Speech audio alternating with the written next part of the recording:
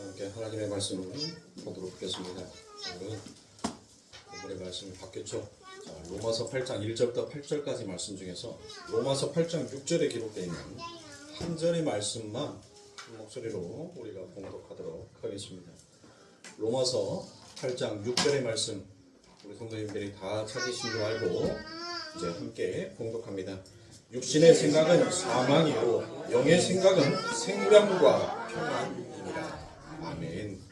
자, 하루살이와 같은 신앙이다라는 말씀으로 오늘 여러분들과 함께 은혜를 나누도록 하겠습니다. 자, 설교자가 설교의 제목을 정하는 것도 참 이게 쉬운 것이 아니더라고요.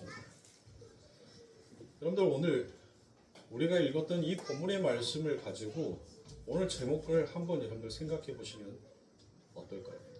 하루살이 같은 시간. 이게 영적인 것으로 놓고 생각을 하면 맞습니다. 하나님 우리의 염려와 걱정은 오늘로 족한 줄 압니다. 그래서 오늘 내게 주어지는 이 신앙의 삶 가운데 감사하고 하나님이 주시는 그 평강과 평안을 누릴 수 있는 그와 같은 신앙입니다라는 그와 같은 관점으로 놓고 봤었을 때는 정말 하루만 살아가는 그와 같은 신앙, 하루살이 신앙 같다라고도 표현할 수 있습니다. 그런데 우리가 육신적으로 이 말씀의 제목을 생각하면 여러분들 어떠세요? 좋은 쪽보다는 그다지 좋지 못하는 쪽으로 여러분들 우리가 먼저 생각이 들더라는 것입니다. 오늘 우리가 읽었던 로마서 8장 1절부터 8절까지 말씀해 보니 유독 여러분들 많이 등장하는 말씀이 있습니다. 그렇죠? 뭐예요? 육신의 생각, 영의 생각. 육신의 생각과 영의 생각이다라고 여러분들 이렇게 또 나누어 놨어요. 그러면 우리들이 이 글을 읽으면 그러면 육신의 생각은 여러분들 뭐라고 생각하시나요? 육신의 생각.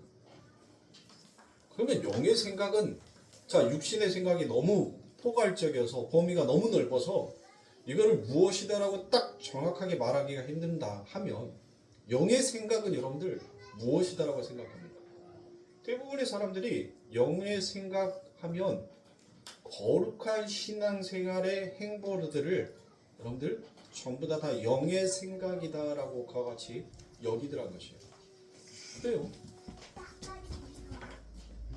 우리가 문자상으로 이론상으로 놓고 봤었을 때는 그래 우리의 신앙이 그 거룩을 향하여서 늘 끊임없이 달려가야 하는 그리고 그 거룩을 위하여서 하나님의 이름 그 하나님의 영광을 위하여서 나아가는 것이 그게 바로 영의 생각이다라고 말할 수 있습니다.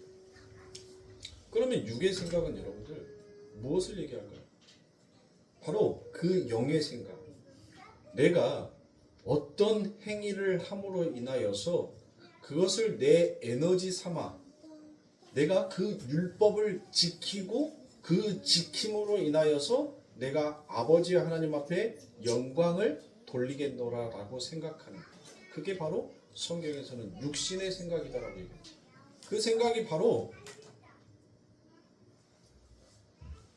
사망의 생각이다라고 얘기해요. 왜요? 왜 그럴까요? 하나님께서는 말씀 안에다가 그 율법 안에다가 하나님의 진리를 담아놨다. 그러니까 육의 생각, 내가 이것을 함으로 인하여서 아버지 하나님의 이름이 그 영화롭게 되겠다라고 생각하면서 하는 그 모든 행위가 바로 하나님과 원수되는 생각이다. 그 안에 참되어 있는 뜻이 무엇인지를 알지 못하면 여러분들 오히려 그것이 죄를 짓는데 더 빨리 가더라는 것입니다. 프랑스가 낳은 여러분들 세계적인 곤충학자가 있습니다. 프랑스가 낳은 세계적인 곤충학자가 있어요. 하나 누굴까? 프랑스가 낳은 곤충학자. 이 사람은 곤충을 엄청 연구했던 사람이에요. 누구요? 그림만 그리지 말고 좀. 삼촌이 이름이 생각이 안 나. 누구지? 아, 그 책을 안 읽었구나 아직. 파브르죠, 파브르. 파브르가 수많은 곤충들을 연구를 하다가 우연히 이 날파리를 연구를 합니다. 그리고 이 날파리에 대해서 논문을 쓰기 시작해요. 이 날파리를 연구하다 보니까 날파리 중에서 가장 앞에 우두머리 리더가 있어요. 그 리더가 이끄는 대로 그 날파리 때는 여러분들 전부 다 움직이더라는 것이에요. 그런데 그 날파리의 리더가 어떤 방향성과 어떤 목표를 설정해 두고 날아가는 것이 아니라 그냥 향방 없이 아무런 목적도 없고 아무런 의미도 없이 그냥 마구잡이로 여러분들 날아가더란 거예요. 아니 리더가 날아가니까 여러분들 그 뒤에 따르는 날파리떼들이 어떻게 하는 거예요? 같이 따라가죠. 그러니까 다른 사람들의 눈에 봤었을 때는 그들이 날아가는 것이 어떤 목표와 방향성이 설정이 되어서 함께 무리지어 가는 것처럼 보였어요. 그렇게 보였을 거 아닙니까?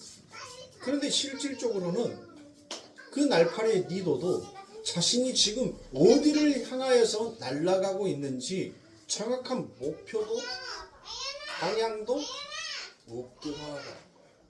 아무것도 없더라고요.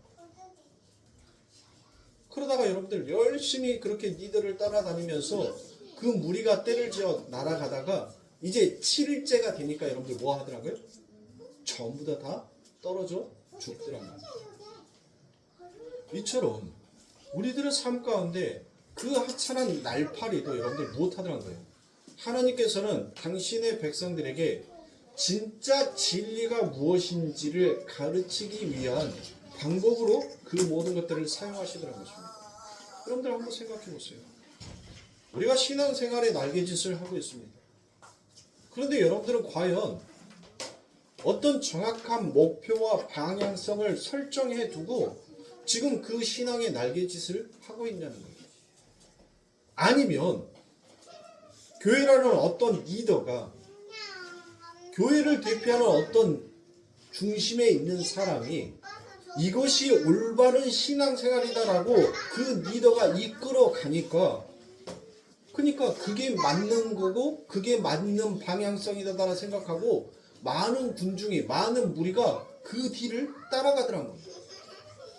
진리가 무엇인지 하나님의 말씀이 무엇인지 그거를 알지도 못한 채 그냥 리더가 가니까 대표가 가니까 그 뒤를 우죽순 따라가다가 결국은 전부 다 무엇하더란 거예요?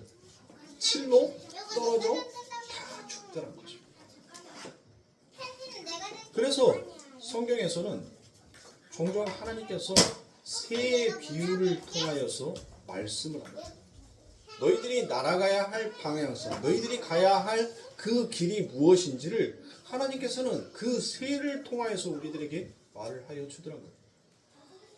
여러분들 성경에서 성전을 새다라고 새의 날개다라고 표현을 종종 하죠. 새의 날개, 새, 하늘. 자, 히브리 사람들에게 있어서 옛 성전을 새의 날개다라고 그와 같이 부릅니다. 그것을 바로 호리니스다라고 부릅니다. 이 호리니스는 바로 이 호러스가 산이에요, 산. 이 호러스라는 단어에서 유래되어 나옵니다. 그래서 거기에 관사가 붙으면 그 산이다라고 표현합니다. 그러면 항상 그것은 예루살렘의 성전을 가리키는 거예요. 그러니까 이 히브리 사람들에게 있어서 자 하늘, 새, 그 다음에 방금 호러스, 산 이 세 단어는 항상 뭐를 가리키는 거예요? 예루살렘의 성전을 가리키는 것입니다. 근데 여러분들 이 팔레스타인에 가면 팔레스타인은 여러분들 대부분의 땅이 평지예요, 평지. 거의 평지입니다. 그러니까 우리나라로 보면 거의 조그만 동산 하나 이렇게 되어 있는 거 있죠. 그러니까 땅에서 지상에서 한 7, 800m 이렇게 조금 언덕이 올라가 있는 거 그곳에다가 항상 성전을 지어요. 그곳에다. 그래서 내가 산을 향하여 눈을 들리라. 나의 도움이 어디에서 올 거라고 그와 같이 얘기를 하죠. 그러니까 그 평지에 그 조그마한 언덕 위에다가 이 팔레스타인 가면 그 언덕에다가 하나님의 성전을 지은 거예요. 그러니까 평지에서 여러분들 조금 올라가 있으니까 어디를 가서든지 간에 다 보이죠, 다. 예? 그럴 거 아닙니까? 제가 지난주 12일 날 학교 공개 수업이 있어가지고 제가 신성이 학교를 갔어요. 근데 저희 아들이 등치가 얼마나 크긴지 5학년짜리가 초등학교 3학년 교실에 앉아가지고 수업 받는 줄 알았어요. 다 고만고만 머리 사이즈가 고만고만 하는데 하나만 볼록 튀어나와야 되는 거예요. 하나만. 네? 그러니까 눈에 확 들어져. 저희 아들이 학교에서 지는 작은 몸짓으로 움직였다라고 하는데 어때요? 평지 위에 언덕이 잠깐 이렇게 움직이니까 그게 되게 크게 보이는 거예요. 그게 아이들한테는 똑같은 남자 아이들이어도 저희 아들이 이렇게 어떤 몸의 제스처를 하면 그게 그 아이들한테는 굉장히 위협적으로 보이는 거예요.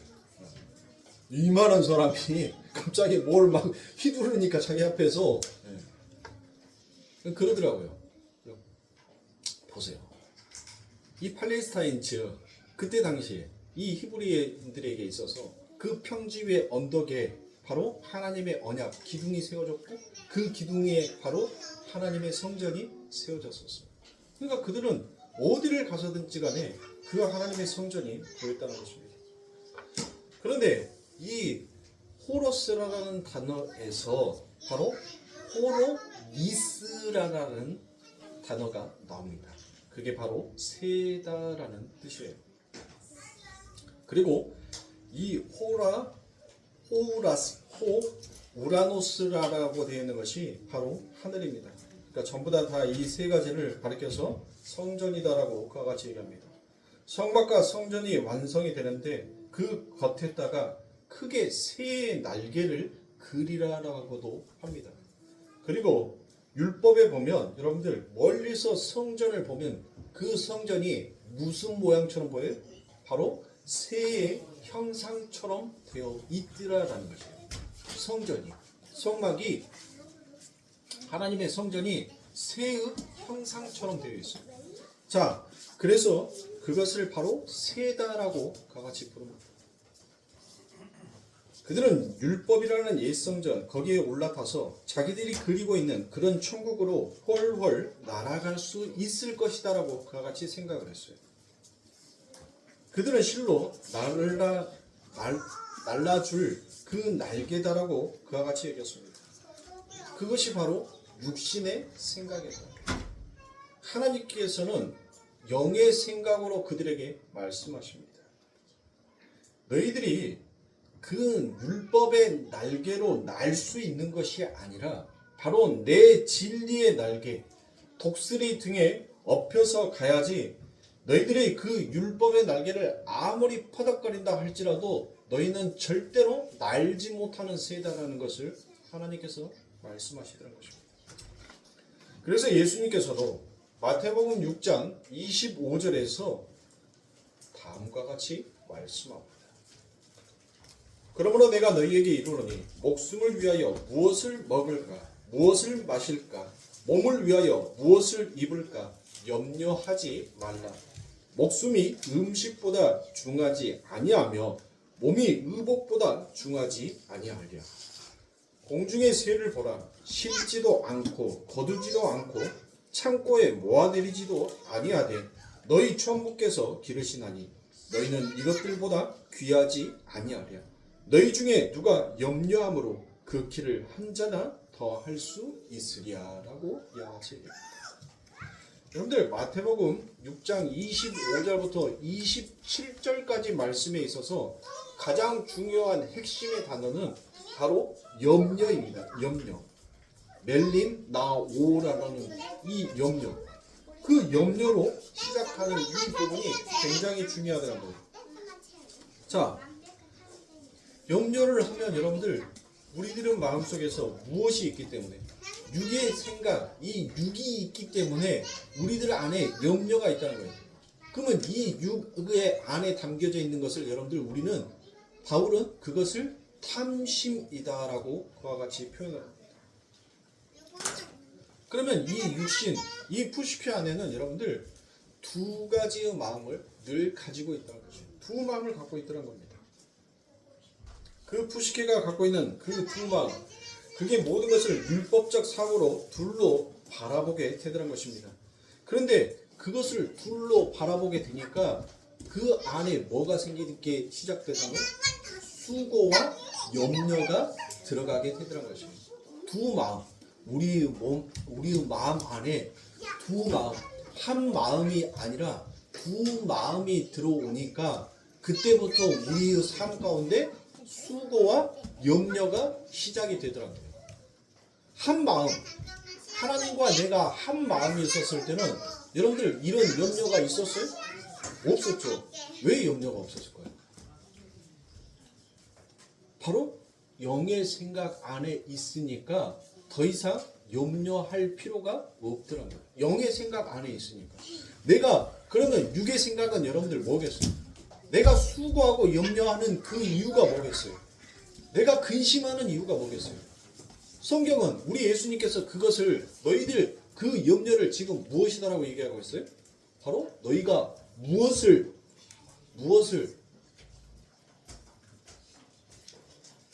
여러분들 의식주 여러분들 항상 그것 때문에 염려하지 않으세요? 오늘 점심 밥통에 밥이 있고 냉장고에 반찬이 있으면 그냥 꺼내서 먹으면 되지. 근데 거기에다가 대놓고 우리는 뭘 생각해? 오늘은 뭘 먹을까? 무엇을 먹을까를 여러분들 생각을 하더라고요. 옷장에 옷 많아요. 아무 옷이나 여러분들 갖다가 끄집어 입으면 돼요. 근데 우리는 뭘 하더라고요? 무엇을 입을까를 염려하는 것이죠. 그러니까 우리 안에 두 마음, 탐심의 마음이 들어오니까 그 탐심의 마음으로 여러분들 인간이 뭘 하기 시작하는 거예요? 하나님과 한 마음이 되었었을 때는 더 이상 나를 지키기 위한 삶을 살 필요가 있어요, 없어요? 없다니까요.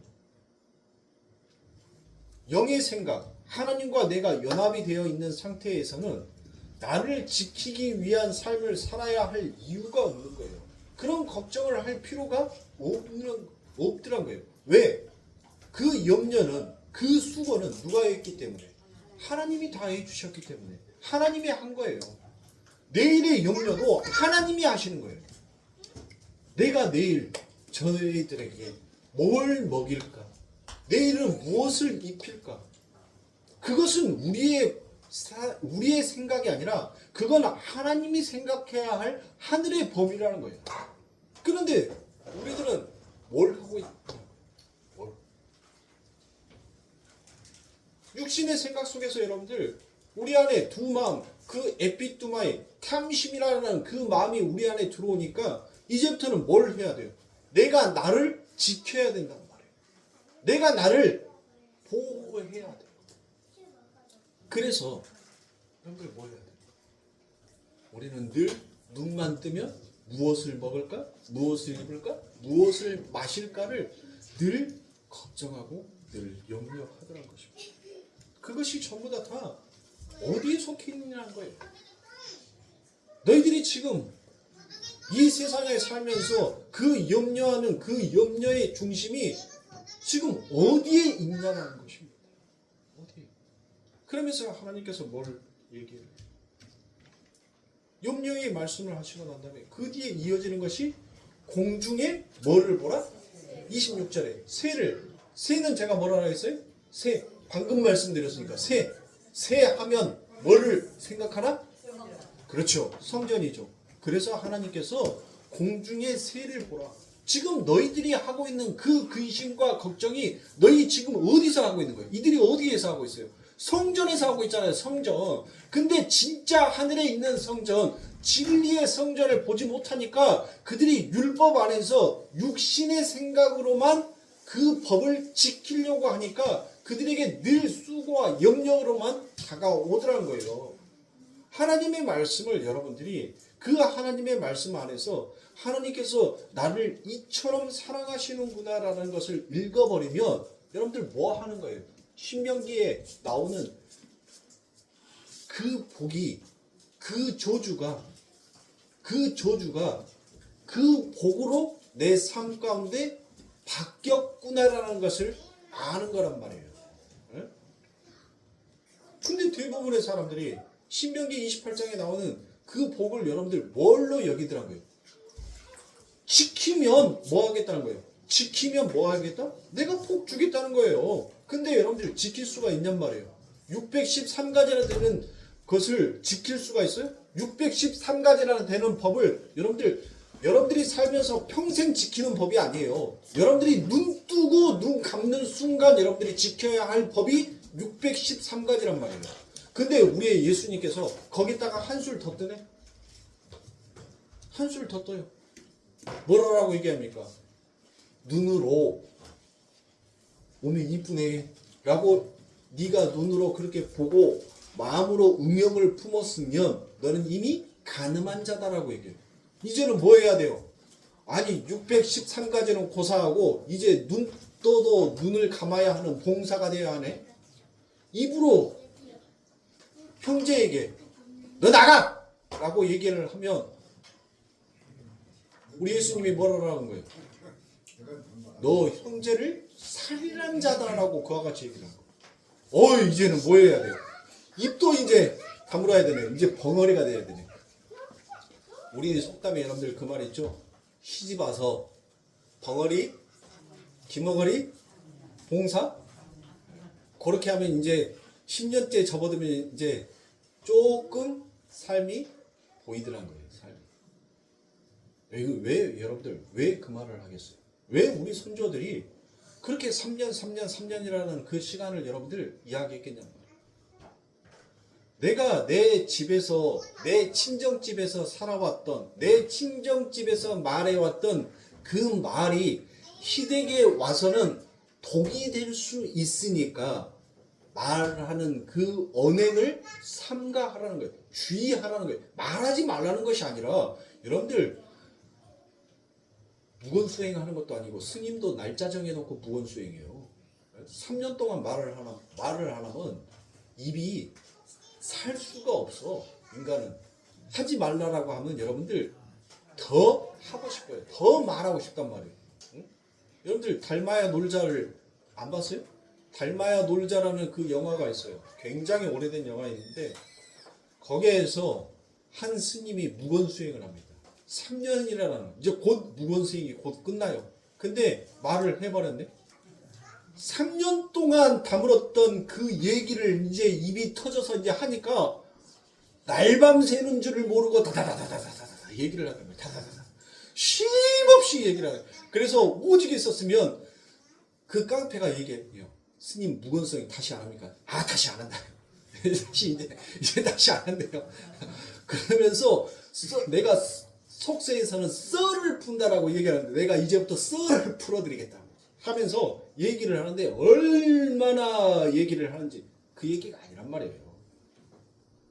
네가 들었던 거, 네가 친정집에서 들어왔던 그 얘기가 너를 달콤한 이야기로 너의 귀에 들렸을지 모르지만 이제 시댁에 와서는 그 달콤한 이야기가 네 귀에 들리지 아니한다 할지라도 너는 이 입을 삼가라.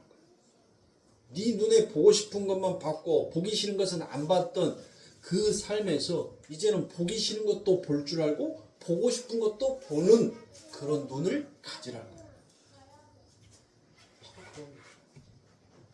세상에 유교에서도 나오는 그 사상이 바로 이와 같은데 하나님의 법에서는 여러분들 어떻게 했냐고요.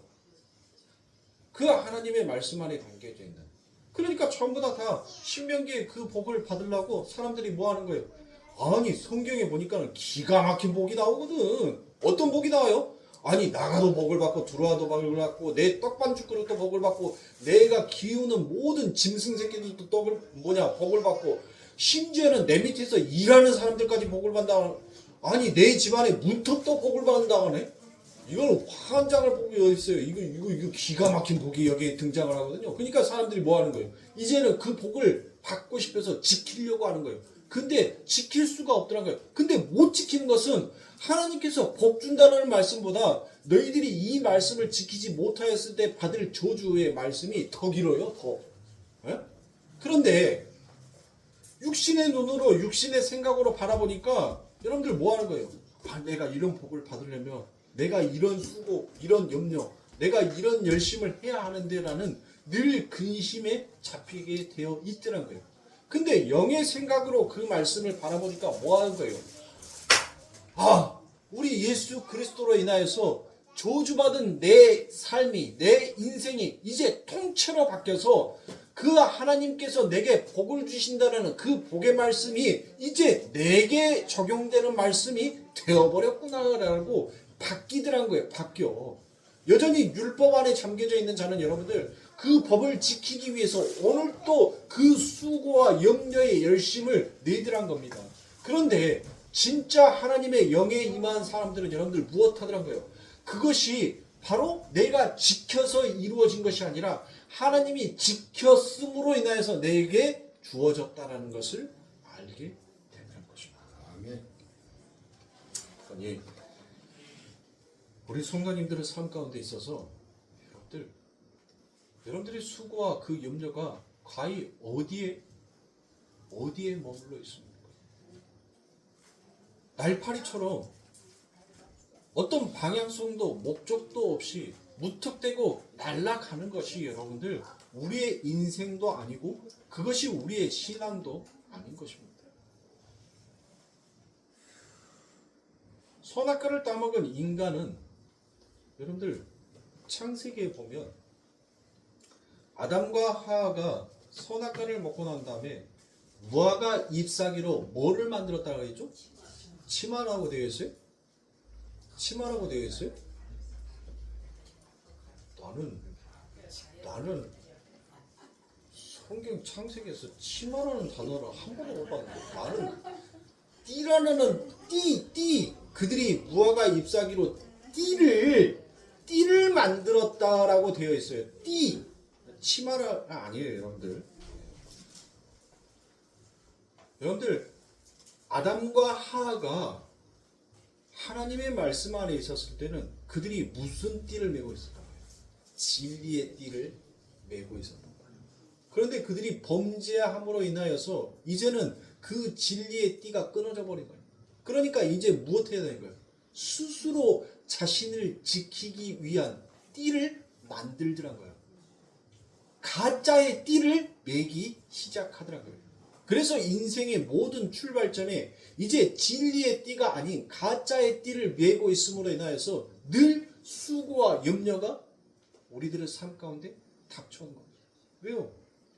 그놈의 무화과 잎사귀가 요놈이 가만히 진드간이 좀 있어줬으면 좋겠는데 아니 이게 하루만 지나면은 삐쩍 말라가지고 또 만들어야 되네.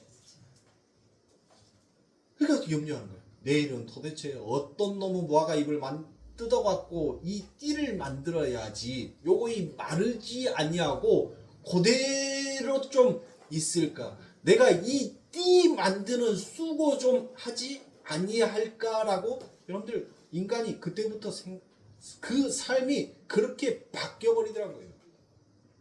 그렇게 변화가 되더라고요. 하나님의 말씀 안에 있는 자는 진리의 띠, 영원히 벗겨지지 아니하는 그 가죽옷. 여러분들 가죽옷이 여러분들 그 다음날 된다라고 말라요? 아니죠.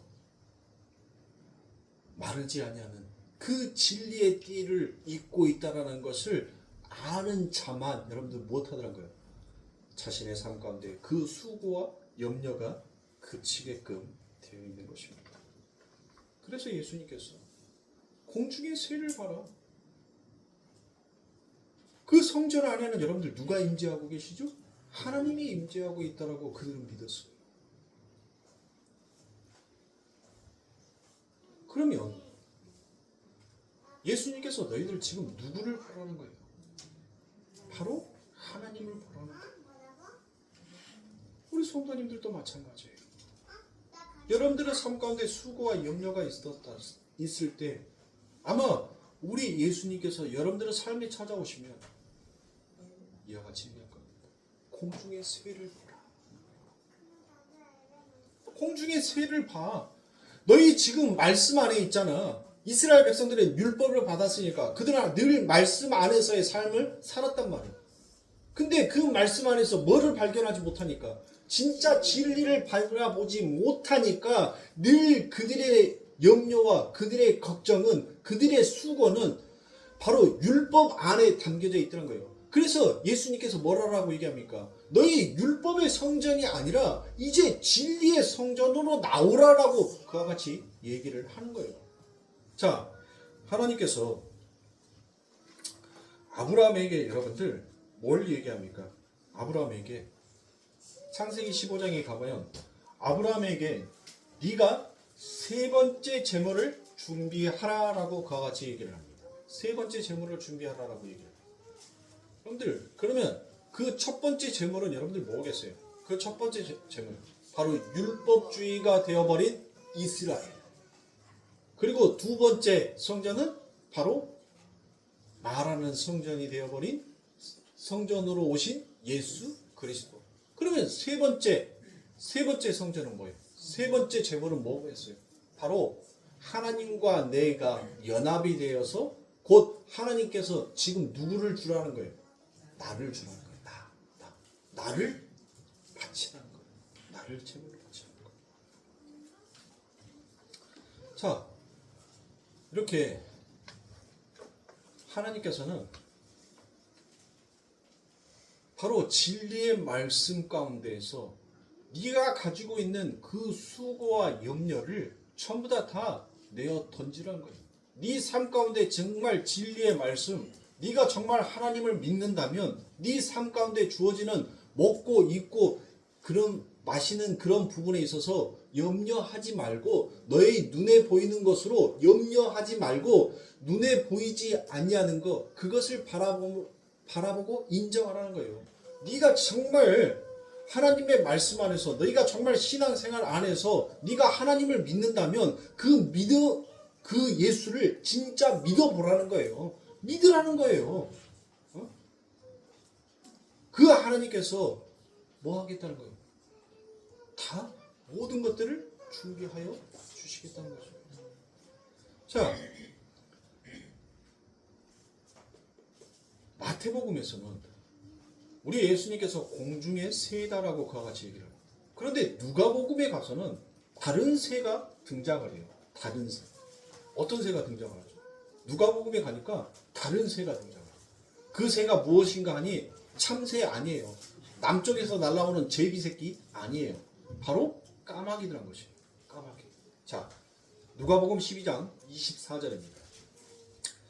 까마귀를 생각하라. 심지도 아니하고 거두지도 아니하며 골방도 없고 창고도 없으되 하나님이 기르시다니 너희는 새보다 얼마나 더 귀하냐 라고 이와 같이 얘기합니다. 여러분들, 아니 레위기 11장에 보니까 까마귀는 뭘로 나오죠? 부정한 짐승으로 나온단 말이에요. 그러면 여러분들, 정한 짐승은 무엇이고 부정한 짐승은 뭐예요? 정한 짐승은 뭐고 부정한 짐승? 자, 정한 짐승이라는 것은 내 안에 진리가 담겨져서 언제든지 그 진리를 꺼내서 되새김질을 할 수 있는 자, 그것을 바로 정한 짐승이다라고 얘기를 한단 말이에요. 부정한 짐승은 그게 없는 거예요. 내 안에 뭐가 없어? 진리가 없어. 그러니까 먹고 뭐 하는 거예요? 되새김질을 못하고 먹고 싸는 거예요. 먹고 싸는 거. 먹고 싸는 거. 그게 부정한 짐승이에요. 근데 레위기 11장에서는 이 까마귀가 부정한 짐승으로 등장을 하는데 느닷없이 누가복음에서는 이 까마귀가 등장을 한단 말이에요. 그런데 이 까마귀가 무엇으로 되어 있는가 하니, 여러분들, 까마귀는 원래 성경에서 오제부라고 그와 같이 표현합니다. 근데 이 오제부라는 단어가 어디에서 나왔는가라고 보니까 바로 아라브라는 그 명사형에서 나오더라고요. 자, 그러면 아라브라라는 이 단어가 무엇인지를 알아야지 이 까마귀로 써 있는 오제브라라는 이 단어의 말을 이해할 거 아닙니까? 그렇죠. 아라브라라는 것은 덮다예요. 덮다. 부끄러움을 덮다. 장막을 치다. 덮다. 이거는 전부 다 어디에서 쓰는 겁니까? 여러분들 성막, 성전을 의미할 때 사용이 되는 거죠. 자, 그래서 그 개념을 그대로 가져다가 주님이 지금 쓰고 계시는 것입니다. 야, 까마귀 봐. 저 까마귀, 그 옛 성전, 덮고 있는 그 장막, 그거 봐라라고 얘기해요. 그들의 부끄러움, 그들의 추함을 지금 뭐가 덮고 있는지를 보라는 거예요. 그들이 덮을 수 있어요? 우리의 부끄러움을, 우리의 추악한 과거를, 여러분들, 우리 스스로가 그것을 덮을 수 있냔 말이야. 여전히 내가 내 자신을 돌아보고 내 과거를 생각해보니 아직도 뭐예요? 그 일만 생각하면 얼굴이 화끈화끈거릴 그런 나쁘끄러운 그걸 나만 알고 있단 말이에요.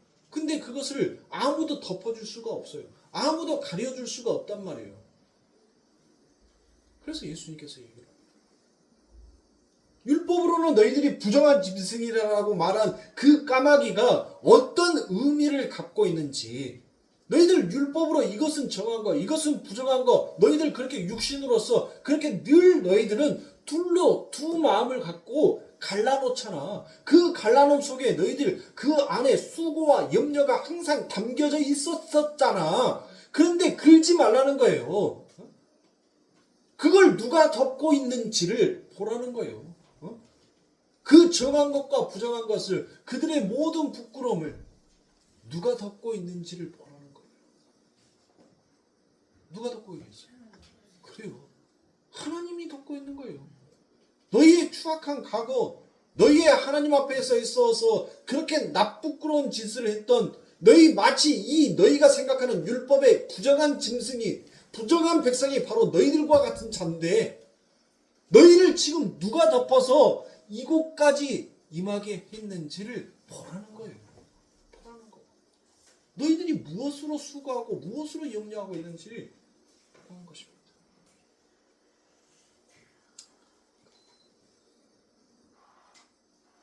그래서 하나님께서 엘리야에게 가뭄을 예고하시면서 이제 내가 말을 주지 않으면 너희들에게 가뭄이 올 거다라고 그와 같이 얘기합니다. 절대 하늘에서 비가 안 내릴 거다라고 그와 같이 얘기를 합니다. 그런데 이사야서에서는 이 비는 바로 무엇을 표현을 하죠? 비하면 항상 은혜의 비를 말하더라는 거예요. 그런데 하나님이 저주의 말씀을 하실 때 하늘에서 말씀이 모래처럼 내린다라고 그와 같이 얘기합니다. 그래서 물이 없다는 것입니다. 그것은 하나님의 말씀이 없다라는 것입니다.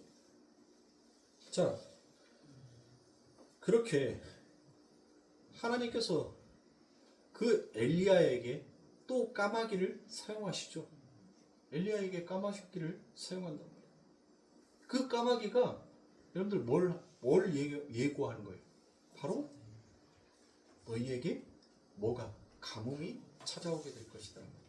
근데 엘리야에게 하나님의 영이 임하여서 너는 아무 걱정하지 말라라고 얘기합니다. 내가 까마귀를 통하여서 너에게 떡과 고기를 내가 말라다 줄 테니까 너는 뭐 하라는 거예요? 그리 시냇가에 가서 그것을 먹고 그 물을 마시라라고 얘기합니다. 그래서 엘리야가 그곳에 가서 그 떡과 고기를 먹고 그 물을 마시는데 그 물이 곧장 뭐합니까? 말라버리죠. 말라버렸단 말이에요. 물이 말라버렸어요. 말씀이 이제 없는 거예요. 말씀이 없는 거예요. 그런데 하나님께서는 거기에서 그치지 아니하고 무엇 하더란 거예요? 그리 시냇가가 여러분들 그곳이 말랐어요. 그러니까 뭐 할 수 있어요? 이제 요단이 여러분들 뭐 했어요? 이스라엘 백성들이 가나안에 어떻게 들어가요? 요단을 건너가죠. 근데 어떻게 건너가? 물이 말라버렸죠. 이스라엘 백성들이 홍해를 어떻게 건너가요? 말랐으니까. 마르니까 여러분들 건너간 거 아닙니까? 그렇죠. 말랐단 말이에요. 마르니까 건너가더란 거예요. 그렇게 건너가서 엘리야에게 하나님께서는 그에게 하실 일이 있었던 거예요. 그게 뭐예요? 바로 사르밧 가부에게 갑니다.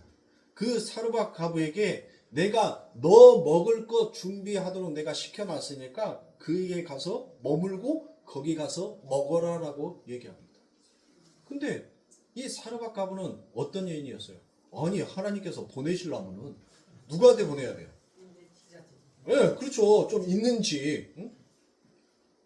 있는 집으로 보내야 되는데 원매 가뜩많은 사람 죽겠어 이제 뭐 하려는 거예요? 아니 밀가루 한 줌 가지고 이제 나 요거 먹고 나면은 나 죽어. 나는 이제 없어. 아니 해피니만 보내도 아니 그런 집으로 보내네. 그런데 하나님의 영이 임한 엘리야가 무엇을 얘기합니까? 그 사르밧 가부에게 뭘 얘기해? 나 먼저 먹을 떡 갖고 오고 그리고 난 다음에 너 먹어라고 얘기를 합니다. 그 사르밧 가부가 여러분들 뭐 합니까? 그 말대로 그 떡을 가져다 주더라고요. 자, 여러분들 여기에서 여러분들이 잊어버리면 안 돼요. 분명히 하나님께서는 엘리야에게 이 땅에 가뭄이 올 것을 이야기하였고 하나님은 오제브라라는 그 까마귀를 들어서 그에게 뭐를 주는 거예요? 떡과 고기를 주더란 거예요. 그런데 만약에 이 엘리야가 그와 같은 말씀의 가뭄이 임하였었을 때 하나님께서 가져다 준 그 떡과 고기를 만약에 율법으로 육의 생각으로 받아서 그것을 먹었다면 엘리야는 뭐 할 거예요? 죽었을 거예요. 그것을 육신의 에너지 삼아서 그것을 먹고 자신의 삶을 버티기 위한 방법과 수단으로 여겼다면 엘리야는 죽었을 겁니다. 근데 엘리야는 하나님의 그 떡과 고기 안에 담겨져 있는 참된 하나님의 말씀의 진리가 어떻게 기름이 되어서 흘러가는지를 지금 증거해야 하는 역할을 맡은 거예요. 아니 엘리야가 뭔 하마입니까? 코끼리 해요?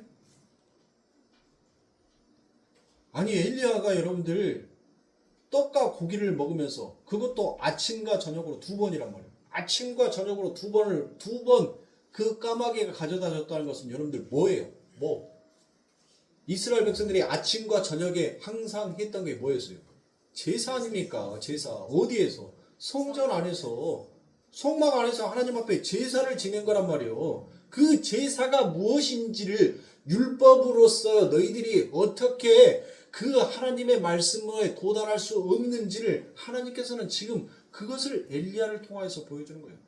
그리고 진짜 하나님의 진리가 무엇인지를 그건 뭐였어요?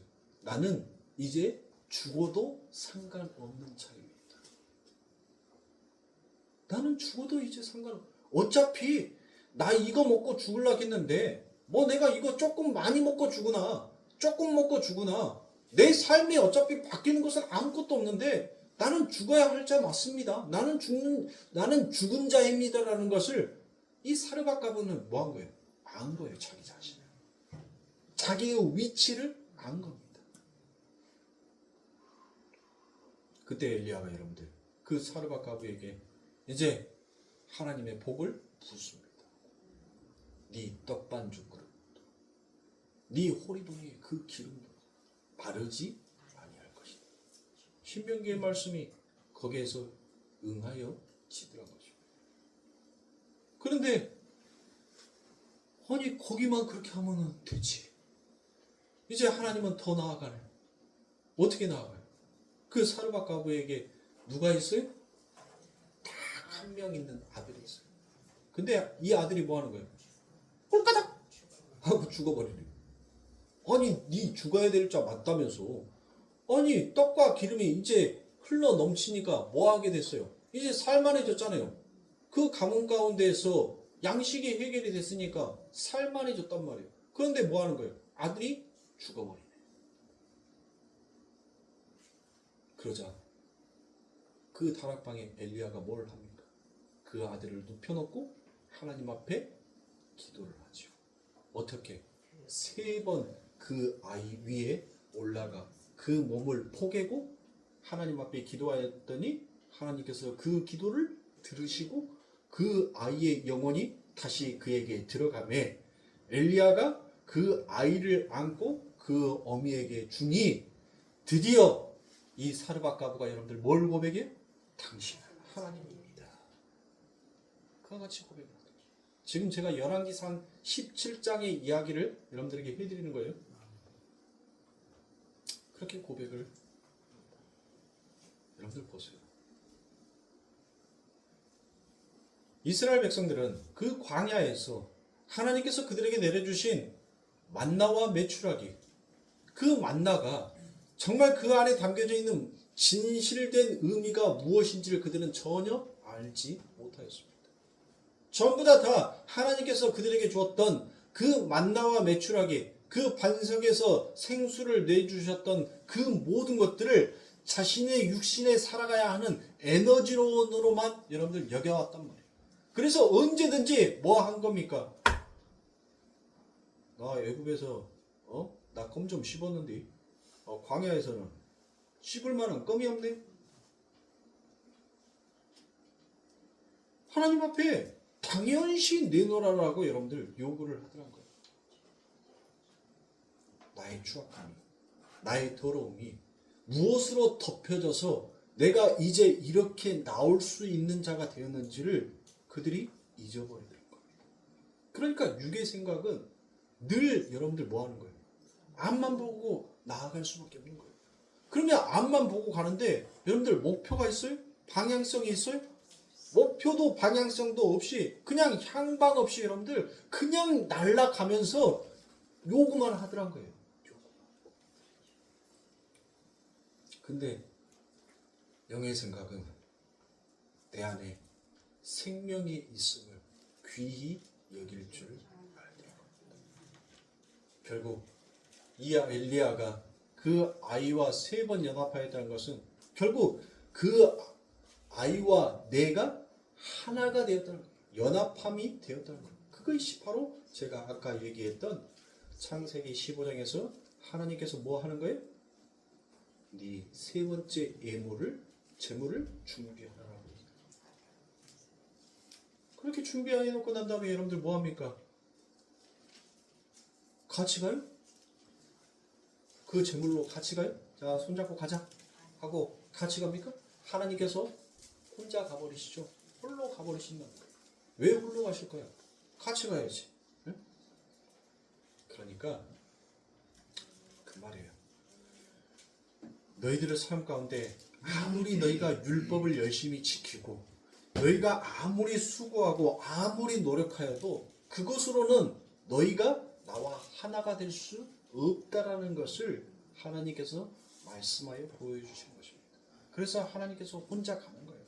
혼자 이루시는 거예요. 혼자 가서 혼자 이루시는 거예요. 너희가 아무리 준비한다라고 해서 너희가 아무리 열심을 낸다고 해서 그게 되는 것이 아니다라는 겁니다. 성도님들, 지금까지 열심히 안 살아오셨어요? 정말 손가락이 굳어서 펴지지도 않을 만큼 그렇게 열심히 살아오셨죠. 응? 손마디마디 굵어져서 나이 드신 우리 권사님들, 우리 집사님들 손 만져보면 까칠까칠하니 손마디가 얼마나 일들을 많이 했는지 손이 다 굽었어. 손마디가. 아니 그렇게 열심히 살으셨는데 인생이 여러분들의 뜻대로 되셨습니까?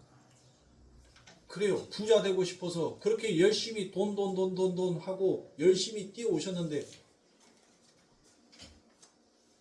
건물 몇 채 갖고 계세요?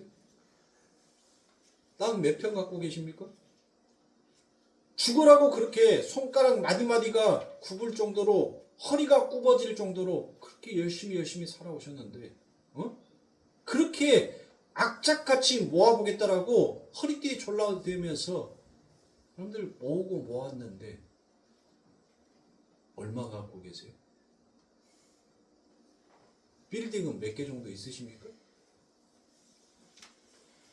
한 땅은 축구장 한 3-4배 정도 되는 땅들 다들 가지고 계시죠. 뭐냔 말이에요, 우리 인생. 그렇게 죽으라고 한번 떵떵거리면서 살아보겠노라라고 그렇게 열심히 남들이 그렇게 살아가고 남들이 그렇게 뛰어가니까 나도 그렇게 뛰어야 하는 줄 알고 그렇게 열심히 뛰었는데 뭐냔 말이에요. 나에게 남아있는 것이 도대체 뭐가 있냔 말이에요. 우리에게 도대체 있는 게 뭐가 있냔 말이에요. 그러면 이쯤 되었으면 내가 살아왔던 방식, 세상이 살고 가는 그 방식, 이게 아니다라는 것을 이제는 우리가 알아야 하지 않겠습니까?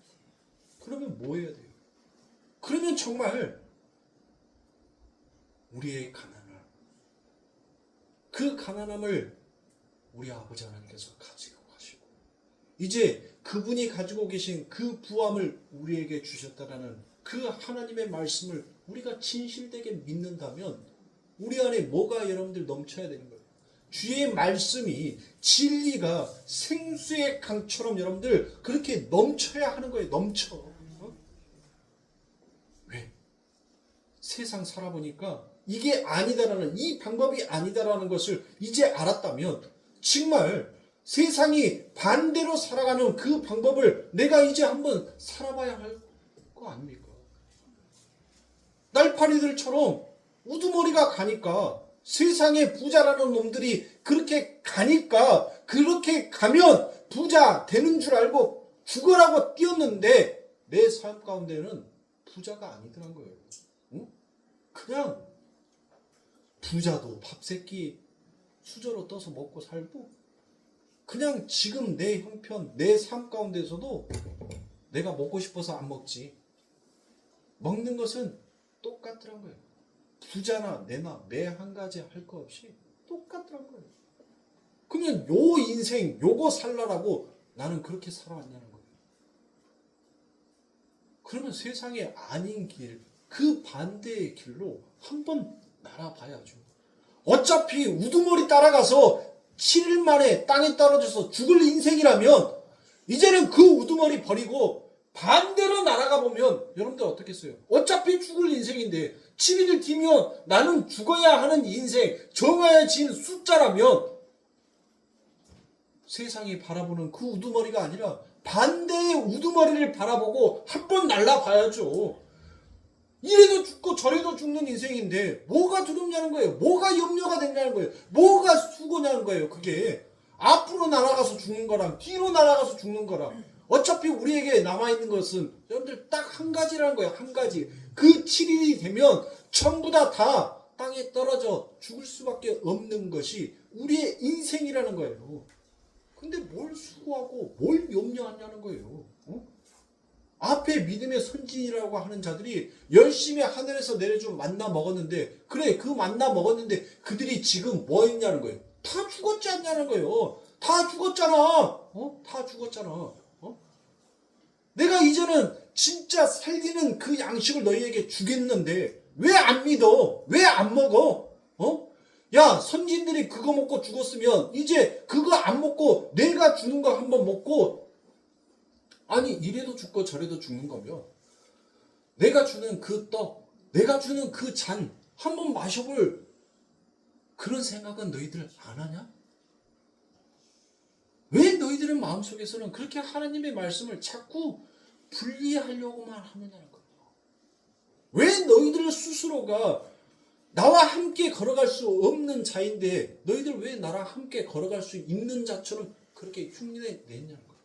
내가 너희들을 그렇게 덮어주지 아니하면 너희의 부끄러움을 내가 덮어주지 아니하면 너희는 나와 같이 걸어갈 수가 없는 자란 거예요. 너희의 영혼이 너희에게로 돌아갈 수 없는 자가 너희라는 겁니다. 오직 하나님만 여러분들 그 일을 할 수 있는 겁니다. 이 세상에 누가 여러분들 죽은 사람의 그 영혼을 다시 되돌려 그 몸으로 넣을 수 있는 자가 누가 있습니까?